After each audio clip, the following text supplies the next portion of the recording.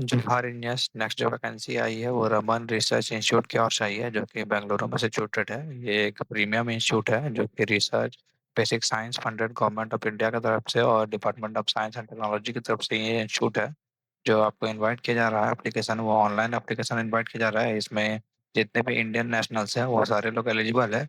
और इसका जो पोस्ट है वो रेगुलर पोस्ट में है, डायरेक्ट रिक्रूटमेंट के तौर पे, यानी कि इसमें एक आपको परमानेंट नौकरी दिया जाएगा। इसमें कौन कौन से बात करें, बच्चे एलिजिबल है, जैसे नेम ऑफ पोस्ट है, डिसिप्लिन है, पे स्केल क्या दिया जाएगा, ये वैकेंसी है और ये रिजर्वेशन है। तो सबसे पहला जो पोस्ट है वो इंजीनियर सी की पोस्ट है, जिसमें इलेक्ट्रॉनिक्स वाले बच्चे एलिजिबल है।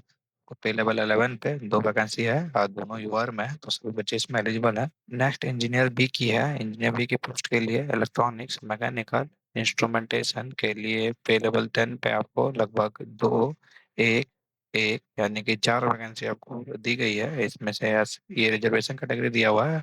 नेक्स्ट पोस्ट के लिए वो इंजीनियर असिस्टेंट सी के लिए electronics mechanical IT civil electrical, इसमें आपको पे लेवल 5 पे रखा जाएगा और ये आपका सीट्स है। नेक्स्ट स्टेट्समैन में electrical AC mechanic mechanical fitter Turner और मैकेनिस्ट, इसमें आपको पे लेवल 2 पे और ये आपका सीट है। इतना पोजिशंस के लिए आपका वैकेंसी निकाला गया है। तो इसमें बात करें मिनिमम एलिजिबिलिटी, क्या क्वालिफिकेशन मांगा गया, क्या एक्सपीरियंस है, क्या एज आपका रहेगा। तो जो पहला इलेक्ट्रॉनिक्स के लिए है, जो इंजीनियर पोस्ट के लिए, इसमें एक पोजीशन के लिए सीट है।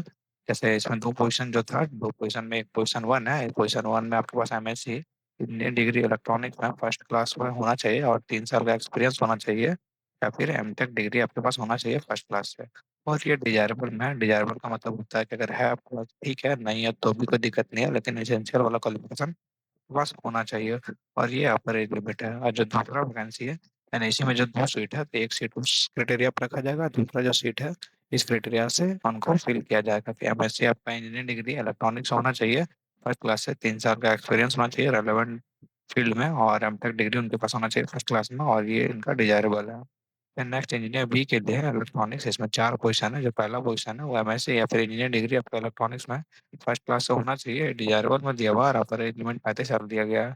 तो और दूसरा वैकेंसी है, दूसरा पोजीशन के लिए वो एमएससी इंजीनियर डिग्री आपका इलेक्ट्रॉनिक्स से फर्स्ट क्लास से होना चाहिए और ये डिजायरेबल में, ये अपर एज लिमिट है। नेक्स्ट है मैकेनिकल, मैकेनिकल पोजीशन 3 के लिए MSc mechanical engineer degree first class से होना चाहिए। अब बी बी टेक नहीं है मैकेनिकल इंजीनियर से, तो आप एलिजिबल हैं। ये डिजायरेबल में दिया हुआ है, आपके पास है तो ठीक है, नहीं है तो भी कोई दिक्कत नहीं है। अपर एज लिमिट जो है वो 35 साल है। इंस्ट्रूमेंटेशन के लिए पोजीशन 4 के लिए है, इसमें एमएससी चाहिए या फिर इंजीनियर डिग्री चाहिए, इस ब्रांच से फर्स्ट क्लास आप किए वहाँ एलिजिबल है, ये आपके लिए डिजायरेबल है और ये आपके लिए अपर एज लिमिट है।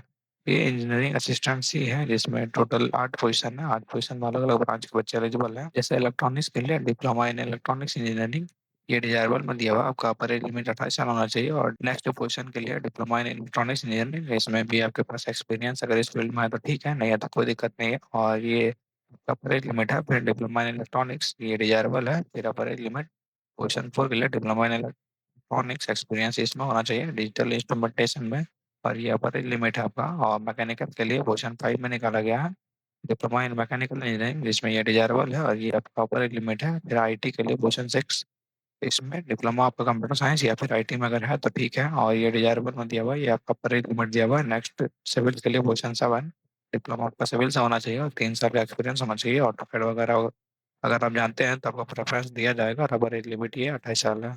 नेक्स्ट इलेक्ट्रिकल के लिए डिप्लोमा आपका इलेक्ट्रिकल में होना चाहिए, ये आपका डिजायरेबल में एक्सपीरियंस है और ये आपका अपर एज लिमिट है।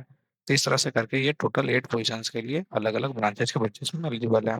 फिर नेक्स्ट ट्रेड्समैन ए के लिए, इसमें भी 8 पोजीशन है, तो 8 पोजीशन के लिए भी अलग अलग बच्चे एलिजिबल है। जैसे कि इलेक्ट्रिकल, इलेक्ट्रिकल में आपका आईटीआई इलेक्ट्रिकल से होना चाहिए, आप इसमें एलिजिबल है। फिर आईटीआई इलेक्ट्रिकल, फिर आईटीआई इन एयर कंडीशनिंग, फिर आईटीआई इन मैकेनिकल, और फिर नेक्स्ट है जो आईटीआई इन फिटर टर्नर मैकेनिस्ट। तो इसमें पोजीशन 5, पोजीशन 6, पोजीशन 7, पोजीशन 8, यानी कि इसमें टोटल 8, इसमें 4 वैकेंसी है। तो ये आपका डिजायरेबल में दिया भाई, ये आपका अपर एज लिमिट है। तो जो अभी लास्ट डेट है टाइम ऑफ सबमिशन है वो 31 जुलाई टिल 11:59 तक है। तो 12 बजे से 1 मिनट पहले तक में इसका एप्लीकेशन क्लोज हो जाएगा, तो इससे पहले ही आपको इसको फिल कर लेना है। जो मेथड ऑफ सिलेक्शन है, यानी कि जो लेवल 10 वाला है, यानी कि जो सबसे ऊपर वाला था, उसमें आपका ऑब्जेक्टिव टेस्ट या सब्जेक्टिव टेस्ट लिया जाएगा, फिर आपका इंटरव्यू लिया जाएगा। और जो बाकी रिमेनिंग अदर टेस्ट है उसमें आपका ऑब्जेक्टिव टेस्ट या सब्जेक्टिव या फिर स्किल टेस्ट लिया जाएगा। तो इसमें जो भी बच्चे इंडियन सिटीजन है वो उसमें एलिजिबल है। ये आपका अपॉइंटमेंट जो रेगुलर होगा, इसमें प्रोबेशन पीरियड आपका 2 साल का चलेगा। जब भी आपको अपलोड करना है सबमिशन मार्क्स के लिए, तो उसका जो सीक्वेंस रहेगा, स्टार्ट करना आपको 10 से। उसके बाद जो भी ऑप्टेन आप किए हुए हैं एसेंशियल क्वालिफिकेशन है, फिर डिग्री, कास्ट, एक्सपीरियंस, इस सीक्वेंस में आपको अप्लाई करना है और अपलोड करना है। ऐसे साथ साथ ये भी चीज मेंशन कर दिया गया है कि अभी आप जो ज्वाइनिंग कीजिएगा तो वो 1/1/2004 के बाद का आप ज्वाइनिंग कीजिएगा तो आपको एनपीएस की न्यू पेंशन स्कीम है, उसके तहत में आपको ज्वाइनिंग दिया जाएगा और ये वाला आपको स्कीम का बेनिफिट दिया जाएगा। जो भी कैंडिडेट इसमें इंटरेस्टेड है उनको अप्लाई करना RRI रिक्रूटमेंट पोर्टल में ऑनलाइन, जिसका वेबसाइट का लिंक अभी मैं नीचे दिखा दूंगा।